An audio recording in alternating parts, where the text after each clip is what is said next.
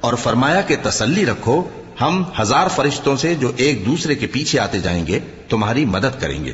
اور اس مدد کو اللہ نے محض بشارت بنایا تھا کہ تمہارے دل اس سے اطمینان حاصل کرے، اور مدد تو اللہ ہی کی طرف سے ہے، بے شک اللہ غالب ہے، حکمت والا ہے۔ جب اس نے تمہاری تسکین کے لیے اپنی طرف سے تمہیں نیند کی چادر اڑا دی اور تم پر آسمان سے پانی برسا دیا تاکہ تم کو اس سے نہلا کر پاک کر دے اور شیطانی نجاست کو تم سے دور کر دے، اور اس لیے بھی کہ تمہارے دلوں کو مضبوط کر دے اور اس سے تمہارے پاؤں جمائے رکھے۔ جب تمہارا پروردگار فرشتوں کو ارشاد فرماتا تھا کہ میں تمہارے ساتھ ہوں، تم مومنوں کو تسلی دو کہ ثابت قدم رہیں، میں ابھی کافروں کے دلوں میں رعب و ہیبت ڈالے دیتا ہوں، سو ان کی گردنیں اڑا دو اور ان کی پور پور توڑ دو۔ یہ سزا اس لیے دی گئی کہ انہوں نے اللہ اور اس کے رسول کی مخالفت کی، اور جو شخص اللہ اور اس کے رسول کی مخالفت کرتا ہے تو اللہ بھی سخت عذاب دینے والا ہے۔ یہ مزہ تو یہاں چکھو اور یہ سمجھ لو کہ کافروں کے لیے آخرت میں دوزخ کا عذاب بھی تیار ہے۔